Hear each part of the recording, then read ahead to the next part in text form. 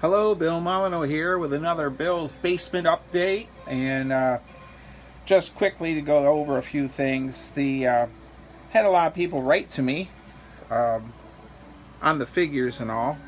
So the Chris Palmer figures have now been spray painted with a double coat of a gloss, and there's also some silver missing on a few items. So I used a silver painting magic marker. And there's a few other things. A couple of the barrels are scraped up here and there. So I'm going to hit them with the silver magic marker.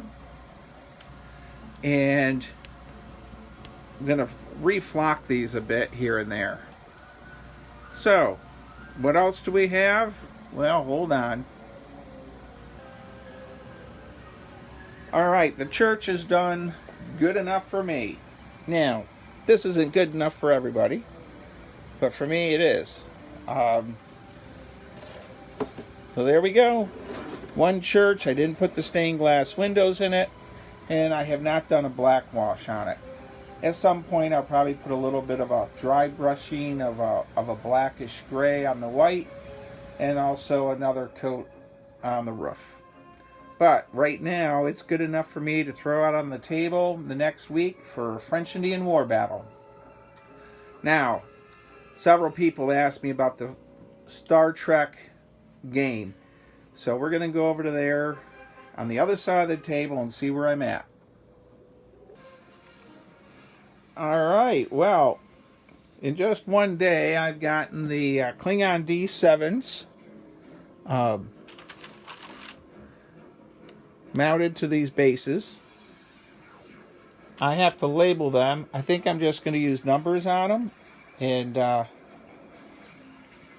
got the Romulan Warbirds, the couple of the Enterprise class, and this gigantic Klingon battleship is finally together. And let's see.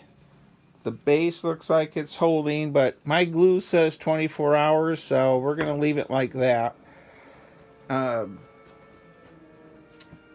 Studio Bergstrom's where I bought most of these, and still have to do a little bit of work on the Reliant and a couple Warbirds and the Klingon C8.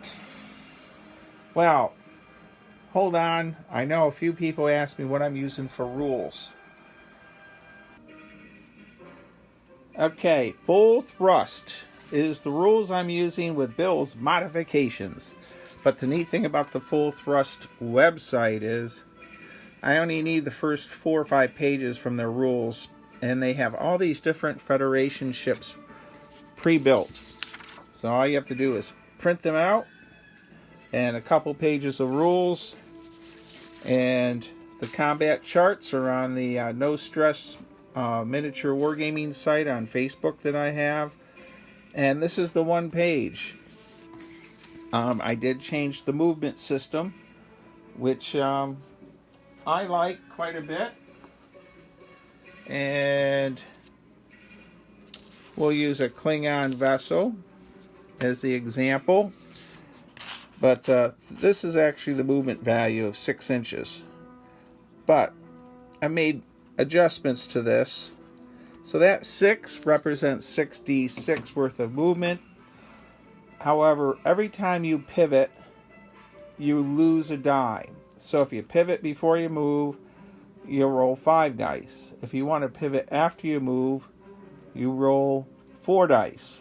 So for 6, the most you'd move is 24 inches, but you'd get 2 pivots. The website has even the Reliant, the Wrath of Khan. So, Thursday night, I'm going to play the Kobayashi Maru scenario and have 3 Klingon D7s against the Enterprise. So it should be interesting to see in miniature form. What I like to have a couple people maybe consider leaving a comment if I should just do a recap per turn or let the video run the entire time. So, Thursday night, stay tuned for the Kobayashi Maru scenario. with the USS Enterprise taking on 3 Klingon D7 battle cruisers. And we'll see what happens. Alright, we're over 5 minutes. So in the Wargaming Basement, I'm getting a lot done. And I think that's it for now. I hope you enjoyed this quick update. Jack, in Arizona, I know I've left the historical side for a little Star Trek. I hope you can put up with it. Stay safe, everyone. Be kind, be courteous. Thank you.